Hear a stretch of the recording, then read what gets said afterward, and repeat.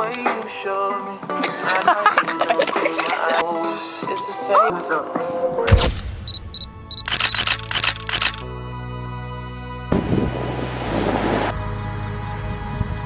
At first I was unsure which direction I should take this video in. I feel like there's multiple different ways to approach it.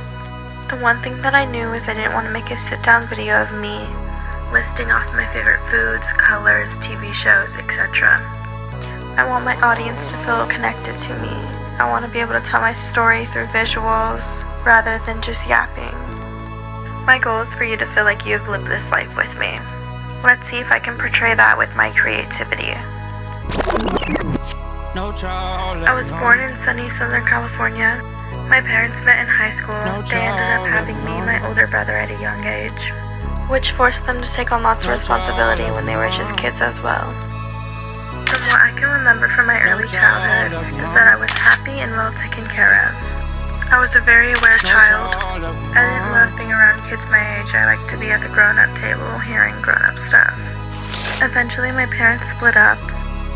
My brothers and I would then spend weekdays at my mom's and weekends at my dad's. After a while, I would dread going to my dad's. I was around and exposed to things I shouldn't have been around. Despite being around that, I still wouldn't take any of it away or change it because it has shaped me into who I am today. It added character but also taught me a lot. It eventually became the last day I would see my dad. At the time, I had no clue. So as you can imagine, this was all confusing for me.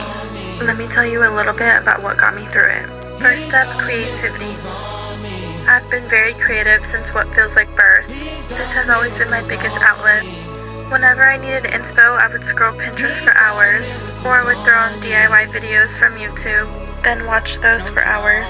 The second thing is music. Music is a form of therapy for me. I would rush home from school every day and throw on Vivo on my barely functioning laptop. The last thing that kept my little heart afloat is my best friend Mia. This girl really knew how to make me laugh.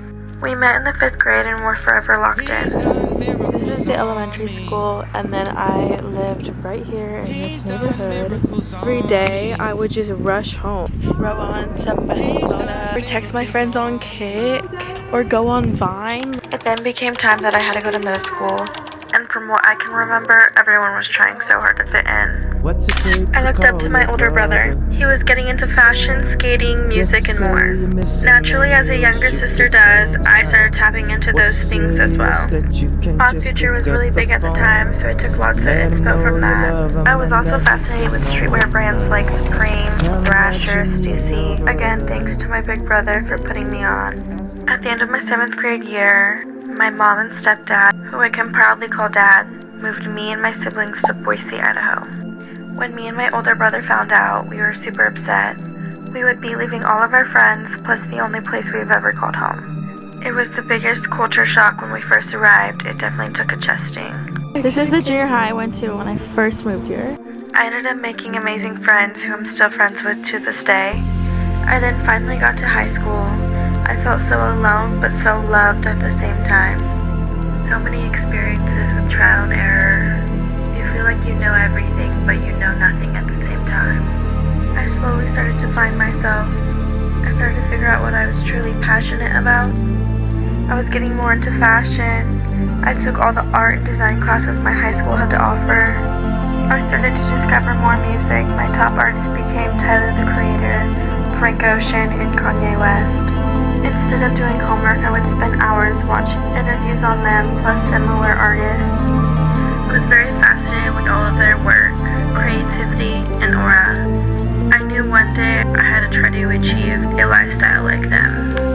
My favorite pastime was making video edits and taking pictures. I also picked up on sewing, so overall, just creating things. At this time, I wasn't very confident. I was a bit insecure. I cared way too much about people's perception of me. This held me back in a lot of ways. I was standing in the way of all my potential. The greatest advice I can give is be so secure within yourself that nothing or no one else truly matters. Being insecure is a waste of your youth. No one is above you. Overall, my high school experience was pretty good. I'd be lying if I told you I enjoyed the schooling part of it. Due to COVID-19, I didn't get a proper prom or a proper junior year. I started working at 15, got my first car at 16, graduated at 17, and moved out of my parents' house that same day. It was a little hard seeing my friends live the college life, but knowing college wasn't my path, and I had to continue working. I quickly realized that working a minimum wage job wasn't going to be my path either. I slowly started to wake up. I refused to be another product of corporate America. I decided I'm living this life for me. I will make myself proud. One day I will be spiritually and financially free. I then left a 2.5-year relationship that I was in, as it was no longer serving me. I then packed up my whole life and moved 14 hours away to Southern California. I had come to the realization that what I wasn't changing, I was choosing. It was at that time that I made a promise to myself that I would follow my dreams. I have been making YouTube videos for about a year now. I can't say it's been easy, but I am a big believer in good things don't come easy, and they do take time. I'm on a journey to create things that I wish existed. I want to live life to express, not to impress. Life can be very overwhelming, but I want to end this video with a message. Don't seek validation, believe in yourself, be strong-minded, stand by what you believe in, be calm, show up for yourself, and lastly, spread love.